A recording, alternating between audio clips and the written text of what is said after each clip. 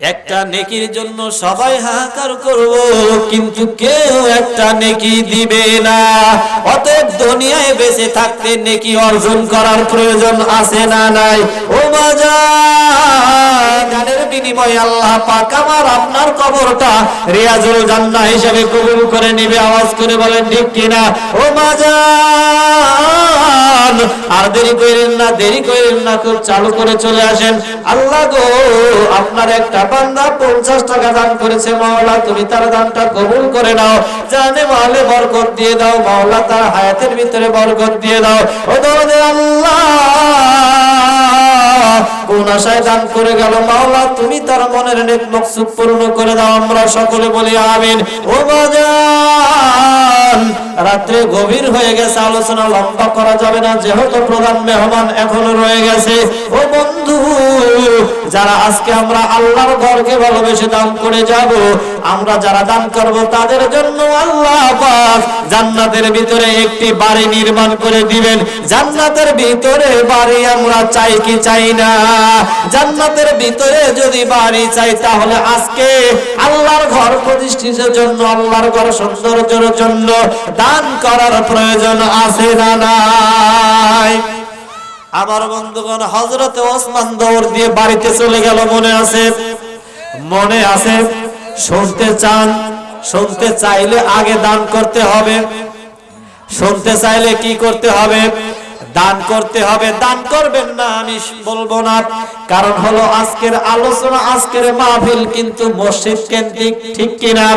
আজকে এই মসজিদের উন্নয়নের জন্য আজকে এই প্রোগ্রামের আয়োজন করা হয়েছে। আপনারা যদি আজকে দান না করেন, তাহলে মসজিদ কমিটির কিন্তু লস হয়ে যাবে। মূলত মসজিদ কমিটির লস হবে না, আসলে এই লসটা আমার আপনার হয়ে যাবে। আল্লাহর নবীজির কাছে এক সাহাবী প্রশ্ন করলো, ইয়া রাসূলুল্লাহ, ইয়া হাবিবাল্লাহ, নবী, জীবনে তো অনেক অন্যায় করেছি, অনেক পাপ করেছি, এই পাপ থেকে বাঁচার উপায় কি? আমার নবীজি বললেন, সাহাবী, আল্লাহ পাক মাঝে মাঝে কিছু সুযোগ দেন, কিছু সময় তৈরি করে দেন। এই সময়টা যদি আল্লাহর বান্দাগুলো কাজে লাগাইতে পারে, তাহলে এই আলোচনা, এই কাজের মাধ্যমে বান্দার জীবনের গুলা আল্লাহ পাক মাফ করে দেয়। আমার নবীজি বললেন, তার ভিতরে সর্বপ্রথম হলো, যখন আল্লাহর জমিনে আল্লাহর ঘর নির্মাণের জন্য কোনো আয়োজন করা হয়, ওই জায়গায় দান করা। সর্বপ্রথম আজকে মসজিদের উন্নয়নের জন্য তাফসীরের মাহফিলের আয়োজন, তাহলে এই জায়গায় দান করার প্রয়োজন আছে না নাই? আপনার সামর্থ্য নাই, 2 টাকা হলেও আজকে দান করে যান, খুশি হয়ে যাবেন কে? কে খুশি হয়ে যাবেন? ও বাজানো, আপনি দান করবেন না, বসে থাকবেন, কালকে আপনি বাড়িতে চলে যাবেন, আপনার জানাজা হয়ে যাবে, আপনি অন্ধকার কবরে চলে যাবেন। আজকে লক্ষ লক্ষ টাকার সম্পদ দুনিয়াতে রেখে যাবেন, এই টাকার কোনো ফায়দা কিন্তু আপনি কবরে পাবেন না। আপনি জীবিত থাকা অবস্থায় যদি 2টা টাকা দিয়ে আল্লাহর ঘরের কাজের জন্য সহযোগিতা করতে পারেন, হাসরের ময়দান কায়েম হয়ে যাবে, বিচার কার্য শুরু হয়ে যাবে। আল্লাহ পাক বলবে, বান্দা, সবকিছু ঠিক আছে, তোমার একটা নেকির প্রয়োজন। ও বান্দা, যদি একটা নেকি তুমি আনতে পারো, তাহলে তোমাকে আমি আল্লাহ পাক জান্নাত দিয়ে দেব। কয়টা নেকি? মাত্র একটা নেকি। একটা নেকির জন্য বান্দা দৌড় দিয়ে সর্বপ্রথম চলে যাবে প্রাণের প্রিয়তম স্ত্রীর কাছে। স্ত্রীকে বলবে, স্ত্রী, আজকে আমার বিচার কার্য শুরু হয়ে গেছে, বিচার শেষ, একটা মাত্র নেকি শট আছে। ওই স্ত্রী তোমাকে খুশি করার জন্য দুনিয়াতে কত কাজ না আমি করলাম, তোমাকে খুশি করানোর জন্য নামাজ পড়তে পারি নাই, তোমাকে নতুন শাড়ি দেওয়ার জন্য আল্লাহর হুকুম মানতে পারি নাই।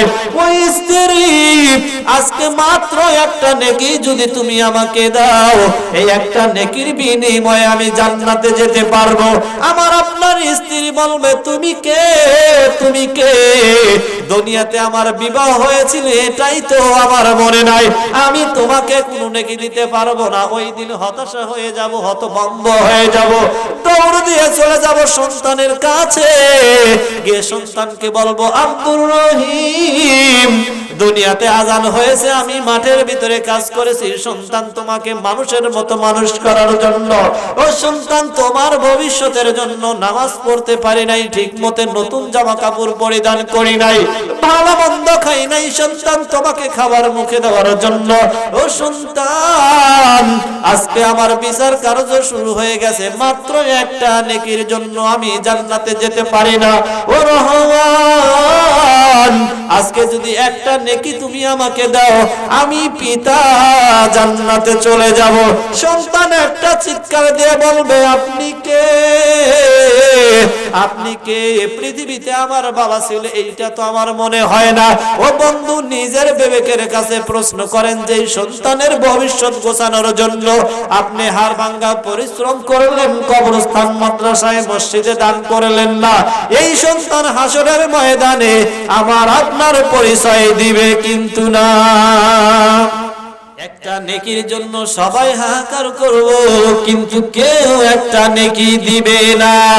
অতএব দুনিয়ায় বেঁচে থাকতে নেকি অর্জন করার প্রয়োজন আছে না নাই?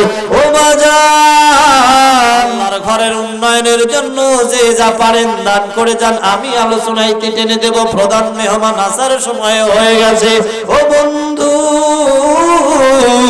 এমন একটা সুযোগ, এমন একটা সময় চলে এসেছে, আমরা ভালো যে বাড়িতে যেতে পারবো তার কি কোনো গ্যারান্টি আছে? আওয়াজ দিয়ে বলেন গ্যারান্টি আছে? এখান থেকে বাড়িতে যাওয়ার ভিতরেই আমার আপনার কাছে মালাকাল মউত কিন্তু চলে আসতে পারে। বলেন পারে কি পারে না? মালাকাল মউত যদি চলে আসে আমার আপনার জানটা হরণ করে নিয়ে যাবে, এই রকম সুযোগ কিন্তু আর পাবো না। আজকের মাহফিলটাই হয়তো আমার আপনার জীবনের জন্য শেষ মাহফিল হয়ে যেতে পারে। এই শেষ মাহফিল মনে করে যদি আজকে আল্লাহর ঘর মেরামতের জন্য যদি 200, 500, 1000 টাকা দিয়ে আজকে সহযোগিতা করে যায়, এই টাকার বিনিময়ে আমার আল্লাহ পাক জান্নাতের ভিতরে আমার আপনার জন্য ঘর বানিয়ে দিতে পারেন। বলেন পারেন কি পারেন না? ও বাজান, তাই আমরা আর বসে না থেকে যার যতটুকু সামর্থ্য আছে সেইটা দিয়ে আল্লাহর ঘর মেরামতের জন্য সহযোগিতা করার প্রয়োজন আছে না নাই? হযরতে ওসমান দৌড় দিয়ে গেলেন পিছনের দিকে। আমার নবীজি বলেন সাহাবী, এই যে তালহার ছোট্ট শিশু খেজুর গাছের সাথে বাঁধা, এই ছোট্ট শিশুটাকে কারা কারা বাঁচাইতে চাও? সবাই তো সহযোগিতা করার জন্য হাত তুলল। আপনারা যারা এখানে আছেন আল্লাহর ঘর মেরামতের জন্য আপনারা কি সহযোগিতা করতে রাজি আছেন কিনা? যদি রাজি থাকেন তাহলে আমার সাথে একটু হ্যান্ডশাক করতে হবে। যারা হ্যান্ডশাক করবেন, যারা সহযোগিতা করবেন, মনে করব ওরাই হযরতে তালহা এবং হযরতে ওসমানের সাথে একই জান্নাতে অবস্থান করবেন। আমরা সবাই জান্নাতে যেতে চাই কি চাই না? যদি জান্নাতে যেতে চাই তাহলে আমার কাছে আসতে হবে। এখন যারা আসবেন না তাদের মনে হয় জান্নাতের যাওয়ার প্রয়োজন নাই, নাকি বলেন? জান্নাতে যাওয়ার প্রয়োজন আছে? যদি প্রয়োজন থাকে তাহলে একটু কষ্ট করে এই দিকে আসেন। নগদ নাই, সমস্যা নাই, বাকি হলেও লেখায়া দিয়ে যায়। দেওয়া যাবে না? দেওয়া যাবে না? সবাই প্রধান বক্তার কাছে দিবেন। দিলে হয়েছে, নিয়ত করলেই হয়েছে। প্রধান বক্তা দ্বিতীয় বক্তা এটা ব্যাপার না। দান করলে এই খবরটা কেউ না জানলেও যিনি জানেন তিনি কি? আল্লাহ। আসলে লোক সংখ্যা খুবই কম, তো এটা হলো সমস্যা। নারায়ে তাকবীর। নাম কি? নাম কি? এই গ্রামে বাড়ি। আল্লাহ গো, তুমি লক্ষ্য করে দেখো তোমার বান্দা আবুল হাসেম তোমার ঘর মেরামত করার জন্য একটা 1000 টাকা দান করে গেল, মালিক কোন আশায় দান করে গেল, কোন নিয়তে দান করে গেল মাওলা আমরা জানি না। আল্লাহ তাআলা আবুল হোসেন ভাইয়ের আব্বা জান আজকে অন্ধকার কবরে, ও দরদের আল্লাহ মাওলা বাবা অন্ধকার কবরে, বাবার কবরের নাজাতের জন্য সন্তান একটা 1000 টাকা দান করে গেল। ও মাওলা এই দানের বিনিময়ে ওই বাবার কবরের আযাব মাফ করে দাও, কবরটা মাওলা রিয়াজুল জান্নাহ হিসাবে কবুল করে নাও, আমরা সকলে বলি আমিন। আর কোন ভাই আছেন যে হুজুর আমার বাবা মা আজকে অন্ধকার কবরে, বাবা মা এত কষ্ট করে পৃথিবীর আলো দেখাইলো, তারা এত কষ্ট করে মানুষ করলো, হুজুর আজকে বাবা মা অন্ধকার কবরে, বাবা মার কবরে নাজাতের জন্য হুজুর আপনার হাতে 1000 2000 5000 500 টাকা দিয়ে গেলাম। আল্লাহ তাআলা এই দানের বিনিময়ে আল্লাহ পাক যেন কবর আযাব মাফ করে দেন। এই রকম সন্তান আছে না নাই? আমার মুসলমান ভাইরা, কেউ কৃপণতা করবেন না, বখিলতা করবেন না, কারণ কৃপণকে কিন্তু আল্লাহ পাক পছন্দ করে না। আমার মা বোনেরা রয়েছে, মা বোনেদের ভিতরে লোক পাঠিয়ে দেন, মা বোনেরা কিন্তু দান বেশি করে, কারণ হলো তাদের মনটা নরম। আপনি তো